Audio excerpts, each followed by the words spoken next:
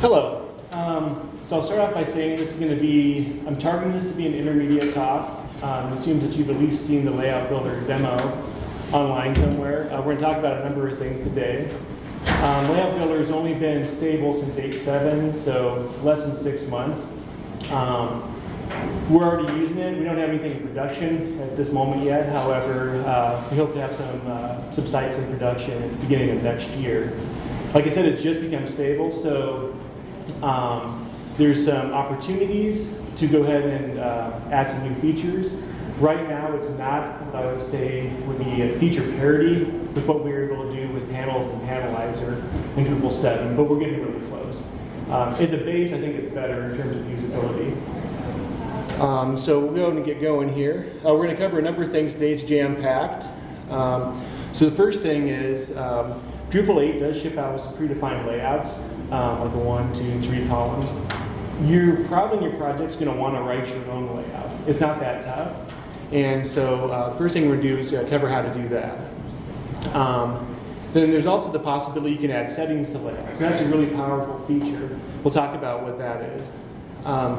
In the case of what we do in Nebraska, we have a front-end framework that we use, and it's completely separate from Drupal. The way that we implement it is through by adding classes to elements.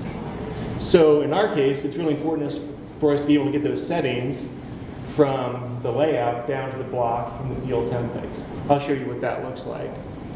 There's also a plugin called Layout Builder Restrictions. If you're using Layout Builder, period, I think you should probably be using this plugin. I'll explain why. And it's built on the plugin architecture, so you can write your own. We're going to go through a simple example here in a bit. The last thing is if you want to alter Layout Builder block forms, it's a real pain. So we'll take a quick look at that. There's a few gotchas and current issues. So the first thing is when we want to add a layout, we have to register it with the Layout API. Layouts are plugins. There's two ways that you can do it. The first is by using layouts YAML file. The second method is by using class annotations. The first way is what DrupalCorn uses. So if you look at the layouts that are provided, those are going to be defined in the layouts.yaml file. Today, we're going to use the annotation method. There's some really good documentation down there at the bottom.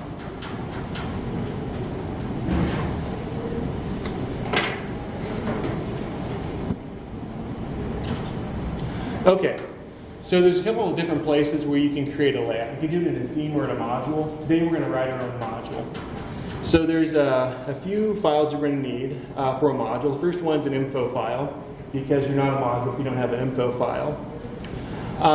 Then most of the magic's going to happen under source plugin layout, and we're making a 2-column layout. That's where most of the action happens. When we go to render that, that's where the twig template comes in. And because we probably want the layout to have at least some basic styling to it, we're going to need a CSS file. And then we need to call that, we need to define it in a library. So that's what all of those files are for. So the first thing is when we create the plugin, I make 2 columns here for it all to fit. It turns out when we try to put code on slides, it's really difficult. So to do this, we're going to extend the layout default class provided by Core. And these are the things that we need to define in terms of, and this is documented online too, we need to give it a machine name, a human name. You can put them in different categories. In this case, we need to tell it where that template file is. And then we want to load that 2-column library, which is then going to load our CSS file. And then the regions are defined, in this case, instead of having left and right, because who knows how things are going to be displayed, we're calling them first and second. And the last thing, they're the icon map. When you're in Layout Builder, you see all the different little icons for those. People don't have to make your own SVGs. There's documented way to do this. In this case, first and second, just going to have 2 little columns. So I actually thought that was kind of cool when I found that out. Okay, so when we first start, there's a number of methods that you can override, and we're going to come back to this later. But we're going to fill this in, and there's going to be 4 different methods that we use. Okay, when we go to the twig template, this is a very simple example. It's going to be some twig content logic stuff. There's also going to be some HTML in there. basically we're printing content first and content second, and then we're adding some classes up at the top, layout and layout custom 2-column. Here in a bit, we're going to add some more classes to that to do some cool layout builder stuff. The CSS, probably as few lines as you get away with. In this case, we're assuming that it's always going to be 50-50, and we're putting a little bit of a padding in there too.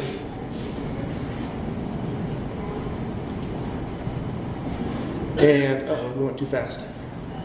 And this is the last little code snippet, but just to make sure we go through all the little files we need, this is how we load that library. So if you've done much work with Drupal on the front end, you've probably run into this before.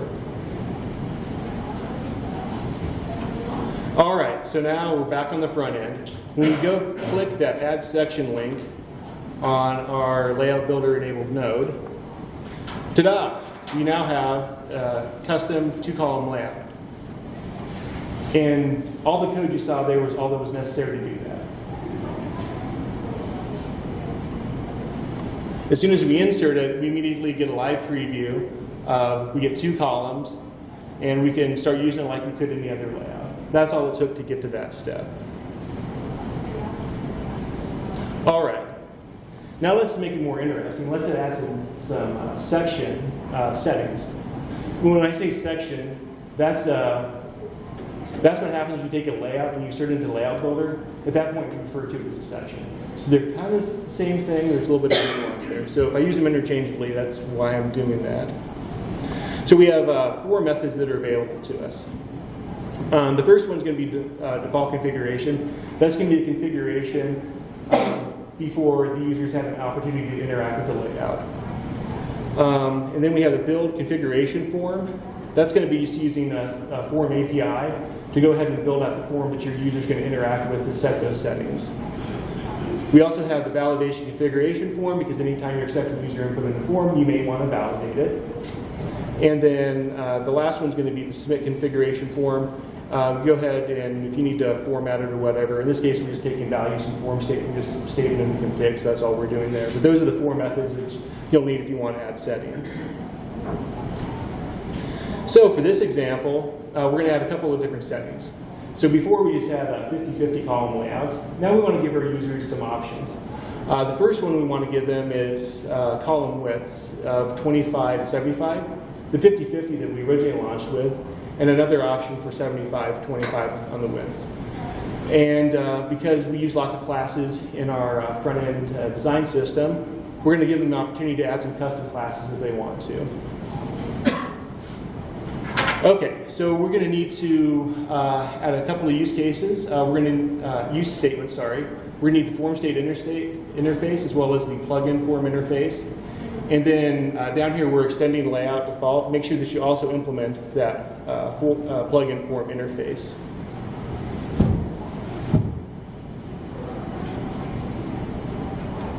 So this is our build configuration form method. And the first thing we do is we go grab any existing configuration. And the thing that we would use that for is we want to pre-populate our default values. So that way, when they load the form, they can see what their last settings were. And then just using Form API, we have a select field and then a text field. Under the options for column widths and under those machine names, later we're going to use those and we're going to append them to class bases. And that'll kind of drive the whole CSS portion of this. In terms of default configuration, by default people are going to get 50-50 columns, and we're not going to add any custom classes.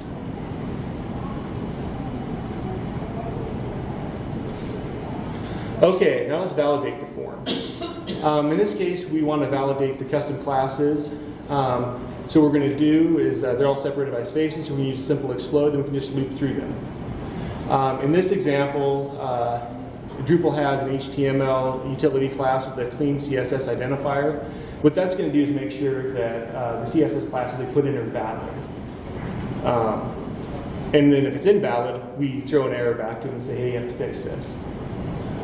2 comments. The first one is that I would be hesitant to use clean CSS identifier. This is an example, so we can get away with it here.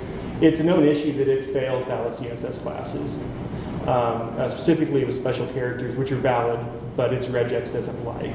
So I just got to put that in there. The second thing is there's a Drupal core bug.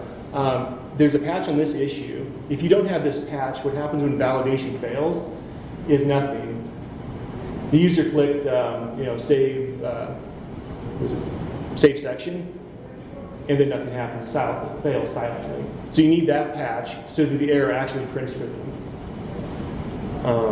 That added a couple hours to presentation prep I wasn't planning on, but now you know how to fix it. The last thing we're going to do is we're going to submit the configuration. So in this case, we're just grabbing values from the form state, and we're putting them in the configuration. It gets saved. These get attached as third-party settings to the section. No, they're not third-party settings. They're under settings. But you can attach third-party settings to sections. Okay, so we go back to our twig template from earlier. And to do what we need to do here, we only need 2 lines of code. The first one is we're going to take that column width setting that we allowed the user to make, and we're going to prepend it with layout, -- column layout, and then whatever that value is. Now that's going to print on the layout, and we can target it with CSS. The second thing is whatever their custom classes are, those are already separated with spaces. So we can just add that to the classes array, and then that's going to print when the layout renders. In the case of the CSS, since we're now offering 3 different options, we're not going to hard code it to always be 50/50. We're going to target those CSS classes that we just added, and we're going to add the appropriate grid template column values to those CSS styles that are new. So now, when we go to click Add Section, we have these settings that are available to us, to our users. And this is just a really powerful feature. Instead of there's sometimes that if we didn't do this, if you wanted a 25 to 75 layout, that'd be a separate layout. 33 to 66, that'd be a separate layout. This really does a lot to save us a lot of work, and it puts it in the hands of the users in a way that's usable. Okay, so now when we render this on the layout builder screen, by that X, there's now a configure section. And that's where, if you want to go back and edit those settings, you click on that, they'll take you back to the form. Okay, so let's go back there. Let's change the column width. Let's go to 2575. When we click Update, we get an immediate visual feedback. So the user can see the settings be applied in real time, which is a really useful feature.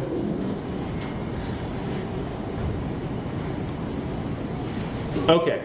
So I mentioned that at Nebraska we use a class-based front-end framework, so we need to put classes everywhere. So let's say that we have a section and it has a background color. That might be something that our block and our field templates need to know about. So our school colors are scarlet and cream, so if you have a cream background, it's perfectly fine to put black text on top of that. That's going to look fine. But if you use a scarlet, a red background, well, now we want that text that's going to be on top of that to be white. We need that information to be available to the field template, because now at that level we need to add a class. In our case, it's called inverse. So how do we do that? Well, we do a little bit of code in a module. We're going to use 3 pre-process functions to do this. Don't worry about going through every single line of the code. I'll generally describe what's going on here. This is so when you go look at the slides later, you can copy and paste it and impress your boss. There's lots of hours that went into this presentation trying to figure out how to best use Layout Builder, and so I'm happy to give it away for free because Drupal's been good to me too. So what we're doing here is we're using template preprocessed layout. And we're going to do 3 things. We're going to retrieve any custom classes from the layout settings. Then we're going to loop through each region in the layout, and we're going to further loop through each block in each region. When we get down to the block level, then we go ahead and we add a property of the block object containing the custom class.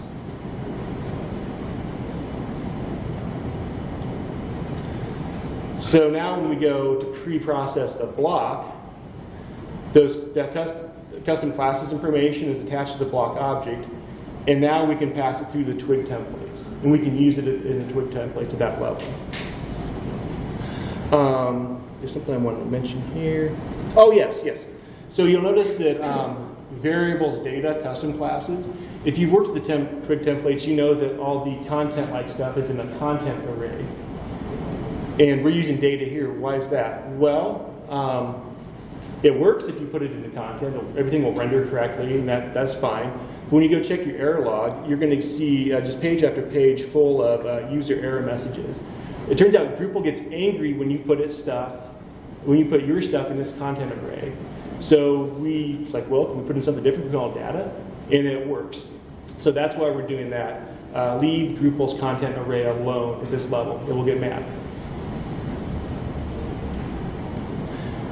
When we get to the pre-processed field stage, the same thing. We just the code looks a little bit different to get it into the Twig template there. Okay, so I keep talking about these Twig templates. Let's go to the Twig templates. The new code is in bold, and what we're doing is we're grabbing the custom classes, and we're checking, is there a class in there called test class? And if there is, then we're going to add another class to all those classes at the top block, either in the provider plugin ID. We're going to add another one called inverse. And we're able to do this all at the Twig level. So we don't have to take care of this logic at the pre-process level. When we get to the field level, we have to access it a little bit differently. I'm just grabbing the first item because your field's going to be multi-valued. I assume if you're going to add the inverse class to one, you're going to want to add it to all. So again, we're adding the inverse to the classes array for the field template. We need to go back a slide. I forgot to mention something. So in Drupal core, you get one block template. If you're actually going to be using custom blocks, like you're probably going to be doing in Layout Builder, you're going to want a module called block type templates. That allows you to have block templates on a block bundle basis. So if you have a bunch of different block types, you can target those specifically. It's something that Drupal core doesn't do out of the box. The caveat on this one is here I just grabbed field HTML Twig. You're going to want to use a targeted Twig template here, not go ahead and carpet bomb all of your field templates on the site. So when we render this and we go look at the markup that's in browser, this is kind of mapping what's going on in that classes array to what prints up here. So the first part's always hard-coded. The second part depends on that column width setting. And the last one is just kind of a free-form field, assuming it's valid CSS, and it gets printed up there. So that's how we go from all the way from the settings form through the Twig templates to the rendered output in our two-column layout.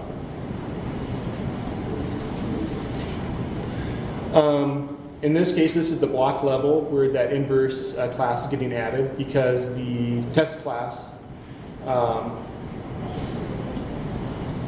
is on, there it is, up on the layout. So because it's there, now we have the inverse class down here. When we get to the field template, it's exactly the same thing. Because the test class was on the layout, we now have an inverse layout down at the field level.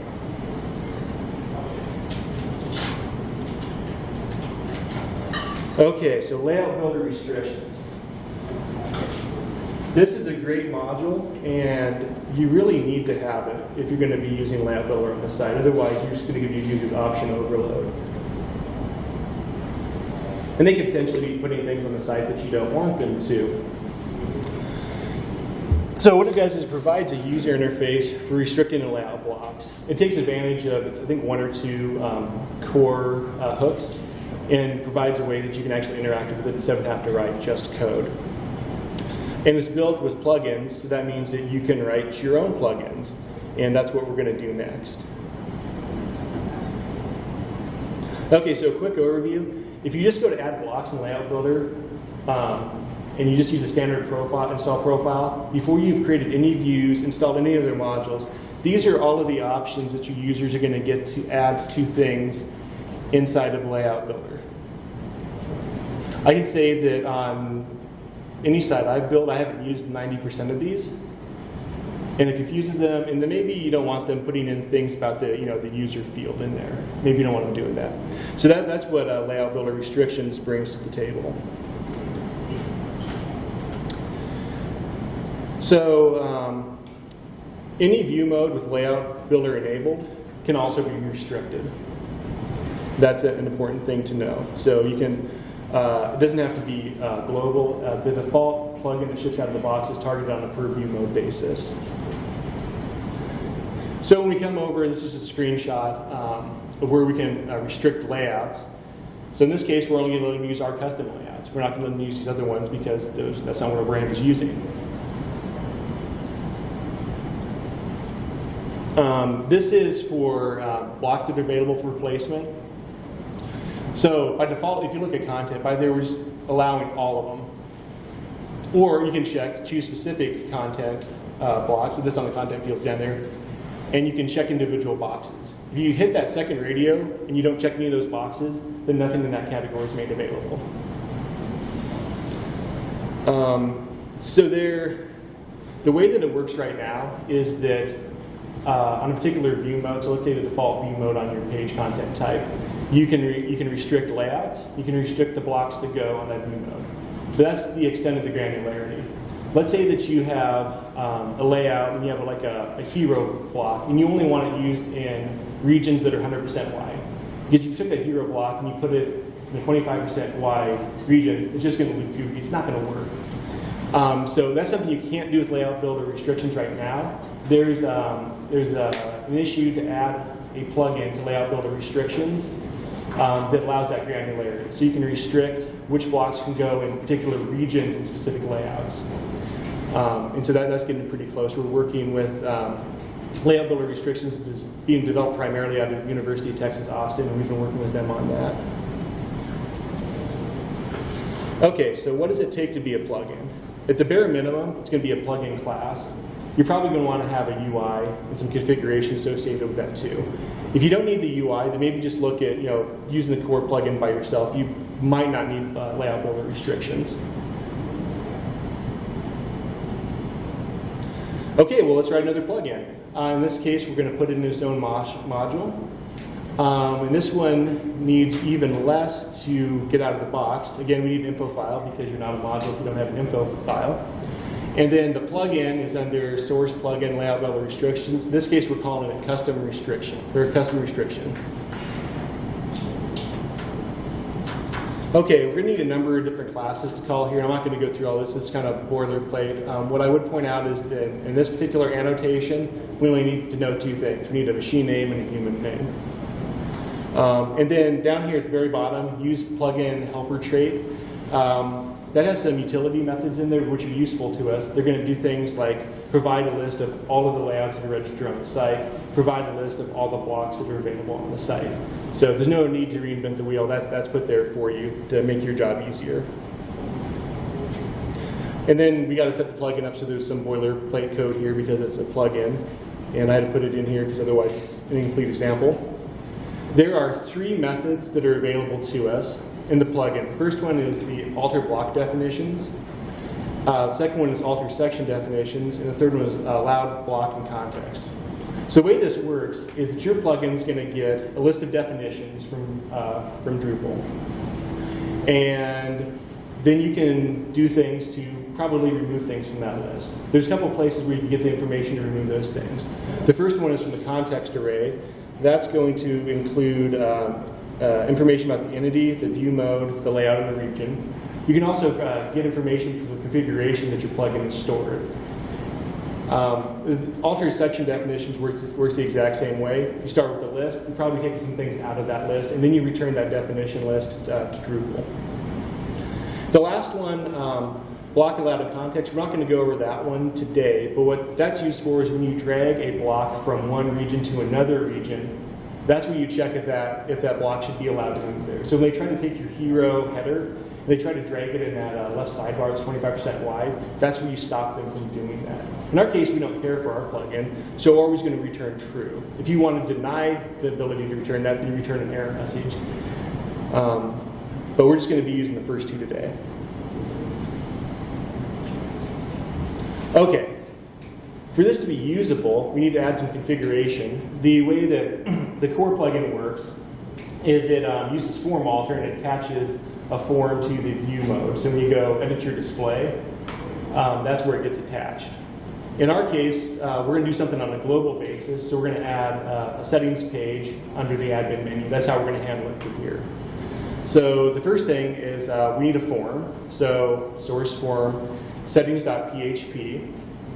That's going to be where the user's going to interact with the form and check a box or uncheck a box. And because we're storing configuration, we need to have a YAML file.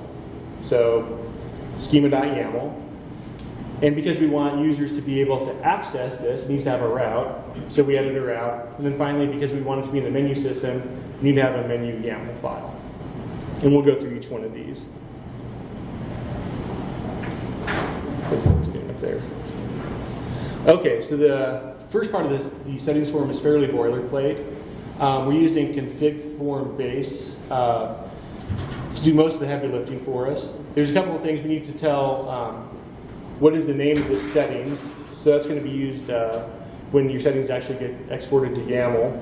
And then we need to get the form a name. Okay, so in the settings form, this is going to be pretty similar to what we just did, but the form's a little bit different. We're going to grab any settings that are already stored. In this case, we're going to add two checkboxes. One of them is we're going to disallow view blocks on the entire site. So anything that would show up under views blocks, not going to be an option anymore. The second one is we're going to restrict all layouts in the site to only ones that begin machine name with custom underscore. You might have a question like, why would you turn off all view blocks? Well, in my humble opinion, the view block plugin that ships with core is clunky and not particularly useful. And what we've chosen to do is we write custom block plugins that then render the view. And that gives us more control because you may want to set things like, I'm trying to think here. So you may want to give the user an ability to interact with some filters. So you may expose a select list, and we only want you to return items with these taxonomic terms on them. And you can't do that with the one that ships with the core. So that'd be kind of the reason why you do that. And it's really easy to write your own block plugin. It's not something we're going to do today. The second one, this one's kind of a big hammer. There's better ways to do this, but this is a 45-minute presentation, so we're going to use the big hammer. Okay, and then there's the last part of the settings form where we submit it. They're just check boxes, so there's really nothing to validate. The one thing I would point out here is when we're saving these check boxes, we're casting them to Boolean, so they get saved in configuration as trues and falses, as opposed to a 1 or a 0. And that actually matters. So then we save it, and okay. So now we need for them to be able to get to the form. And this is, we're telling them it's the admin route, we're checking a permission, we're telling it to go and load this particular form, and we're giving it a path. In this case, I'm just using an existing permission that ships with layout builder restrictions. You may want to add your own, you may not.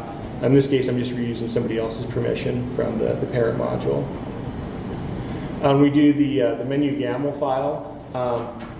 What we're doing here is layout builder restrictions has a link for its global configuration. We're just inserting it right below that one. That's specifically why the weight's 20.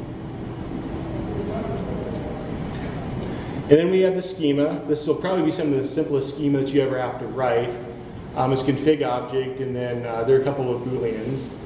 One thing I would point out is you have to work with this much. There's a module called config inspector, which is going to make your life a lot simpler. It'll compare the configuration which is stored in the database with your YAML files, and it'll tell you where things are broken or where you may have some missing schema entirely. So that module is a total lifesaver. They just had a stable release, and it's buggy. It doesn't work. So you're going to want to go back and use beta 2 until they get that fixed.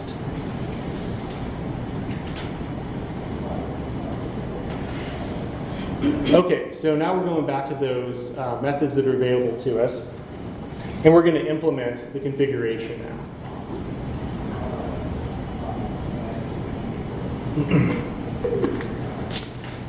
So the first thing we're going to do is we're going to retrieve the configuration, and then we're going to check if it's enabled or not.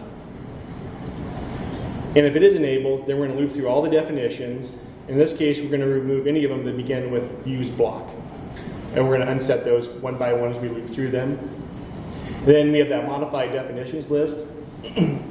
Now we're going to return that back. And the users won't be able to add those fuse blocks now. All right, when we do the alter sections definitions, this one operates in the exact same way, except we're telling which layouts they can use. And we're going through, if it doesn't start with custom, sorry, you're getting an axe. You're not going to make the return list with the definitions array. And because in this particular case we don't care about blocks moving between regions, this one always returns true. You can move any block to any region if you can place it in the first place. Okay, so now what we need to do is we've written this plugin. We need to enable the module that we just wrote. And Layout Builder Restrictions provides this configuration page. It's admin config content layout builder restrictions. Allows you to turn plugins on and off. So we're going to turn off the core plugin. We're going to enable ours. They could both be on, but that's where the wait comes into play, because the waits allow you to set the run order. So the plugins will run in the order that you tell them to if you have multiples enabled. I was going to mention one other thing. So when you do layout builder restrictions, you're going to run into the same problem as with WYSIWYG. When you set up a new site with WYSIWYG, I always tell people that you can always add buttons and things, but you can never take them away. It just really doesn't work well. It kind of works the same way with Layout Builder. So if you, for 6 months, let people insert a particular block from a particular block plugin, and then you try to take it away, the horse is already out of the barn. So you can usually make a mess of things. You can prevent them from dragging it to another section, from adding a new one, but you really can't stop them from having the content on the page because it's already there and you decided to add the restriction later. Okay, so next we need to, we want to alter some block forms in Layout Builder. So it's just hook form alter, right? I mean, that's pretty straightforward. It turns out the answer is no. So we need to target two different form IDs. They're separate forms if you're adding the block versus updating the block. So you need to make sure you target both of those. And then Layout Builder actually uses a process function to do all that stuff. So we have to use a process function to override what, if you're taking notes, you can stop because there's an easier way. But I want you to know why this is a pain. So we have to use our own process function to override what Layout Builder Core's process function did. And the thing is, this only affects blocks that are rendered inside of Layout Builder.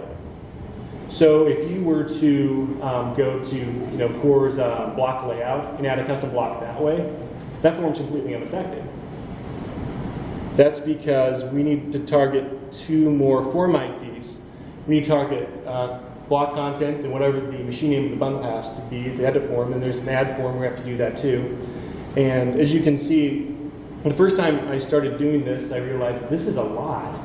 And I was like, I'm going to have to do this again, so let's abstract this.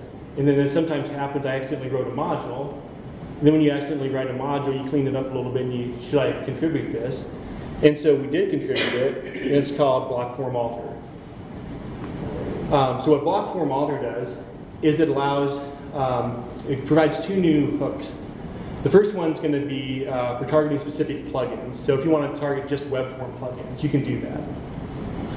The second type, hook block type form alter, targets specific bundles for those custom blocks. So if you make a custom block that's called accordion or hero or slider or something like that, you can target those specific forms.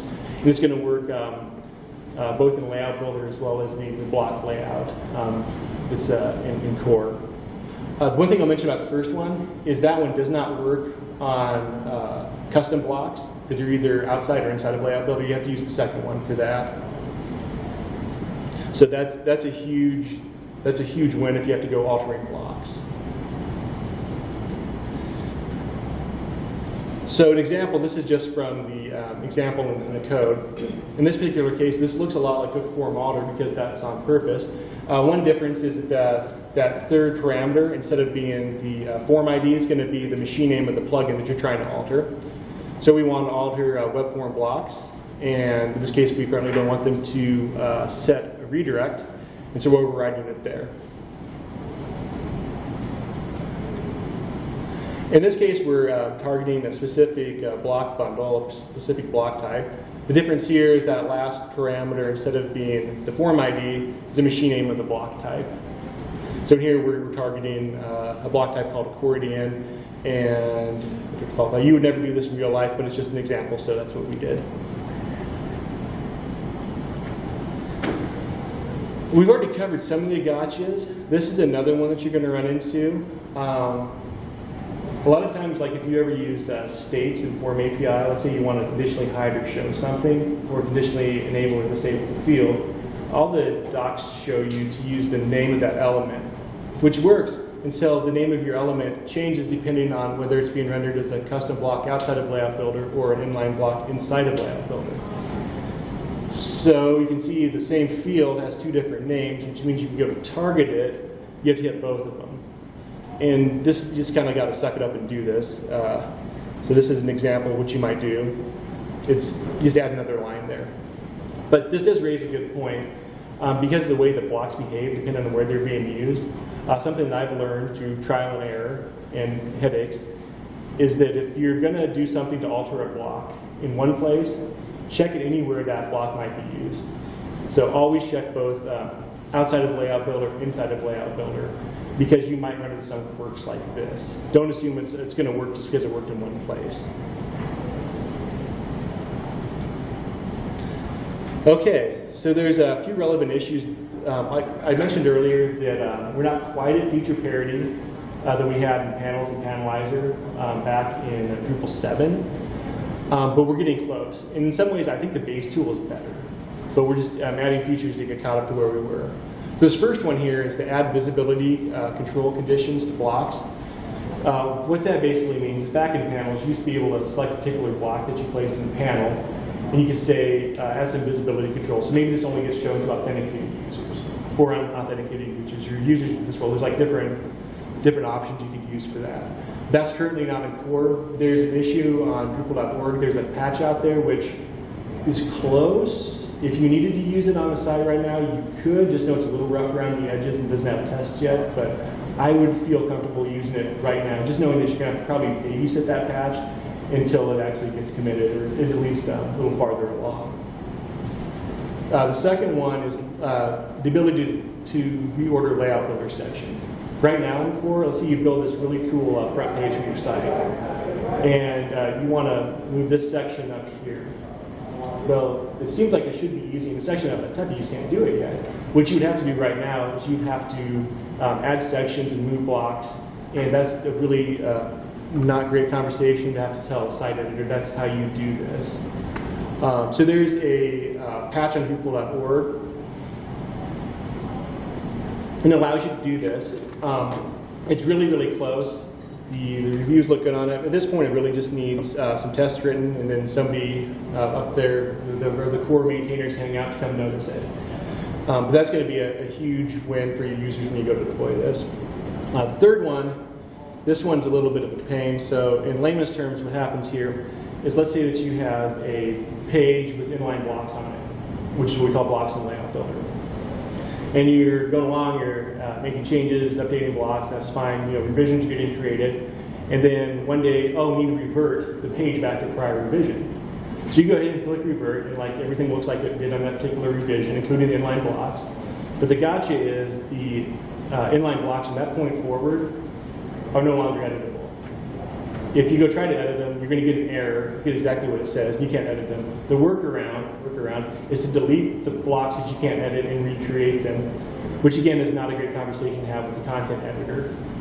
The bad news is right now there is not a patch. There's some discussion on how to best address that, but we don't have a solution for that yet. See a few more minor ones here. If you're using the multiple select element in the settings tray, so like if you use that particular element for one of your settings, the CSS they use some overrides for the settings tray. Those will completely destroy the multiple select element, and somehow they got missed when they added it to core. So there's a quick CSS fix here that fixes that. The second one. Hopefully they eventually do fix this in core. That's what the block form alter module addresses. So hopefully it'll get addressed in in core sooner or later, but that's the issue for that one. And then the last one, I have to look at my notes on this one. Oh yes, this last one we already talked about it. This is the issue that prevents us from being able to validate forms in that settings tray. So there's a patch there, you can apply it and it'll all work. Okay, so that's it. We survived it. We have a few minutes left for questions. I'd happy to take any questions that y'all might have.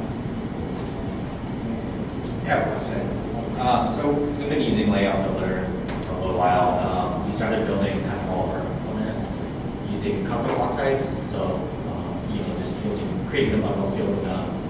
On further investigation, we noticed because we don't really have a use case for reusing blocks after we've created them.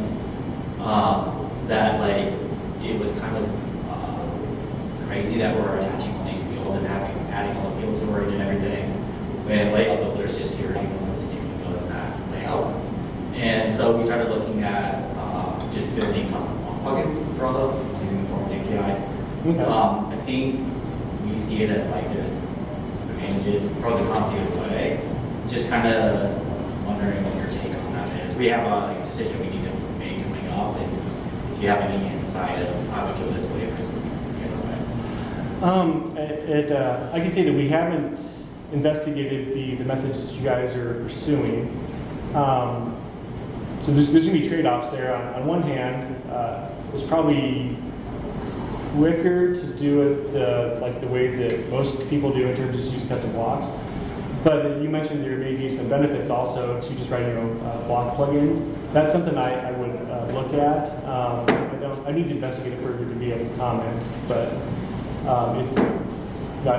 if you find a benefit to doing that, you guys decide to go that direction, I would love to know the rationale. I think one of the biggest is just not muddying up your database with a bunch of field storage that's not necessary. Okay. It's not needed. You can just use the Forms API. I think the biggest risk for us is fields are really useful, right? And you have an entire API to deal with it. If we need to do things like geolocate or use even something like a link field, like a smart, sophisticated link field, we're rebuilding one Forms API, which we have to write all our own validation.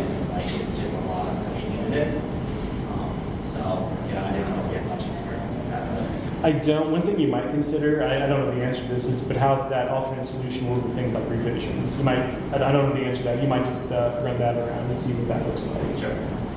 Thanks.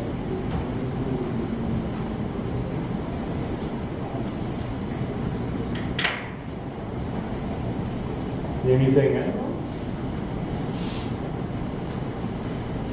Is there a slideshow somewhere that we can access?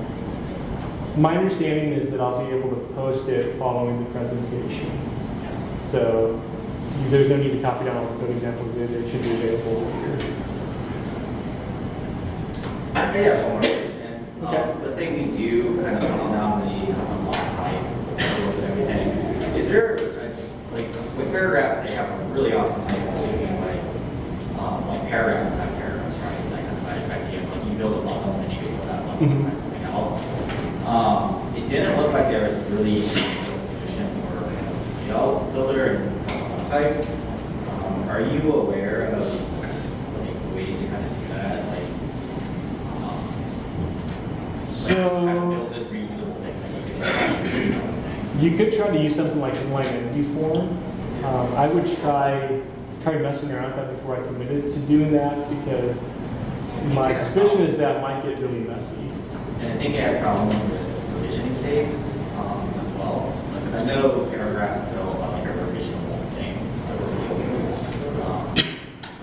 But yeah, we looked at it. It does get messy. Okay, I think we had time for one more. Is it I see a hand in the back? Or? I have a question. Okay. Are you using Layout Builder end-to-end for all content pages, or is there definitely a use case where you are using conventional Drupal fields and entity rendering in addition to Layout Builder, or side by side with it? Okay, so what we're doing right now is we're using Layout Builder sparingly. We have a content type called Builder Page, which is kind of our replacement for a basic page.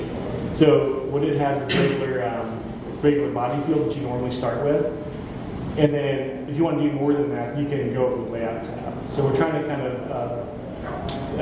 meet both the basic and the advanced use cases.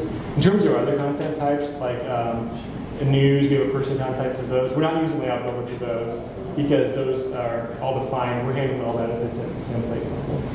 Is there a particular reason why you decided that it wasn't appropriate to use Layout Builder for certain types of content or certain types of basic pages, and it might, or what's the threshold? Well, it's new. I think to a degree we research as much as we can, but when anything you're dealing with anything that's new, you are kind of winging it. Because you could use Layout Builder to lay out every view mode on your website, and we haven't done that. Our preference at this point is to keep, when possible, keep that at the Twig template level, to use Layout Builder where it really sets itself apart. But it's completely valid to use Layout Builder everywhere if you want to. All right, well, we are out of time, so I appreciate you all coming today.